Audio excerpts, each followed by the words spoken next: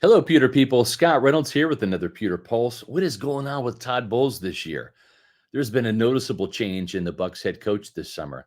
Now he's still the relatively calm, stoic, steady leader for the Buccaneers. That's who he is at his core, and that is not going to change. But there is something different about Todd Bowles. What is it, and what has led to it? Let's talk about it. But first, your reminder to give us a thumbs up, hit the like button on this video, and leave a comment. I love your feedback. Doing those two things helps us with the YouTube algorithm, helps us get in front of more awesome Bucs fans like you. So, who is this guy? And what is the big change? Well, Todd Bowles seems to be even more comfortable this year with both the Bucs coaching staff and the talent on Tampa Bay's roster. He's having more fun in training camp, cracking more jokes at Jamel Dean's expense the other day. He's smiling more often, and Todd Bowles just seems as confident as ever. He's not as uptight as he's been in years past. Todd Bowles is loose, and his team is taking note. You see, head coaches often set the tone for their team and how the team acts and reacts. John Gruden, for example, had a volatile personality, and that's why his Bucs teams would be 5-11 one year and then 12-5 the next. Raheem Morris was too loose and too young as a head coach, and that caught up with him in 2011 when he was fired after a 4-1 start turned into a 4-12 finish. Greg Schiano was too pensive and too wound up, and the Bucs teams played too tight as a result on game days. Lovie Smith was too laid back and lacked intensity, and that's why Tampa Bay won just 8 games in the 2 years that he was head coach. Bruce Arians brought the fire, accountability, and the quality assistant coaches that Dirk Cutter lacked, and he took the team to a Super Bowl championship as a result. This year's Bucs team seems even more focused and confident this year, drawing from Todd Bowles' demeanor. So where is this confidence, dare I say swagger, from Todd Bowles coming from?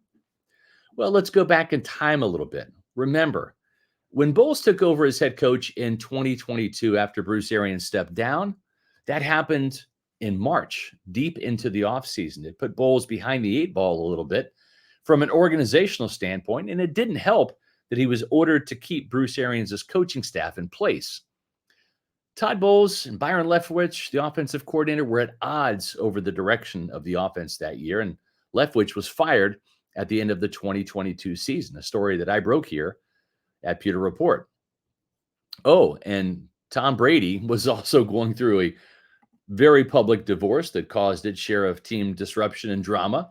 Not an ideal situation for Todd Bowles in his first year in Tampa Bay, or any first-year head coach, really. The Bucs won the division that year, but with a losing record, then lost a home playoff game.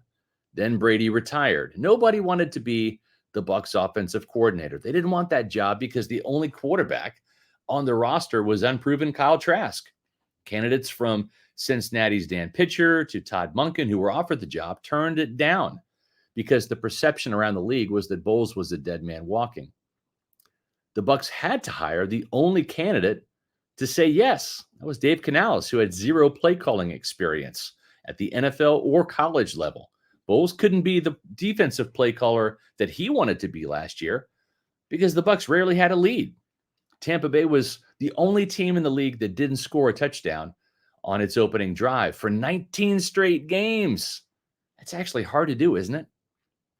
But the Bucs won the division again, this time with a 9-8 record, and then destroyed the Eagles in a home playoff game thanks to a brilliant game plan from Bowles himself. Canales then became a surprise head coaching hire by Carolina in January. So Bowles is now on his 3rd offensive coordinator in 3 years, but this time he actually leveled up with Liam Cohen. And the new offense that Cohen has imported from the LA Rams is more modern, and it's going to be more effective than the schemes that the Bucs have run these past 2 seasons. There were more attractive candidates in the coaching search this time around because the Bucs won 10 games. Bowles was off the thin ice, and he's actually become a bit of a kingmaker now with Canales getting a head coaching job after just 1 year in Tampa Bay. Liam Cohen wanted the Bucs job as much as the Bucs wanted him. There are a lot of reasons why Todd Bowles should be smiling these days. Bowles loves the coaching staff that he and Cohen have assembled this offseason. Offensive line coaches Kevin Carberry and Brian Picucci coached with Cohen in LA and Kentucky, respectively, and they know this offense. New receivers coach Brian McClendon is a star in the making. Think young Raheem Morris or young PJ Fleck, who was on Schiano's staff here in Tampa. And new tight ends coach Justin Peel, well, he's going to teach his guys how to really block in the run game. Plus, when it comes to his side of the ball, Todd Bowles' defense is going to be special this year. It's right on the verge of being special, with young guys like Yaya Diaby, Kalijah Kancey, Zion McCollum ready to break out this season. Just give the man a lead, for heaven's sake. We all saw what can happen when that takes place in big wins against Green Bay, Jacksonville, and Philadelphia in the playoffs.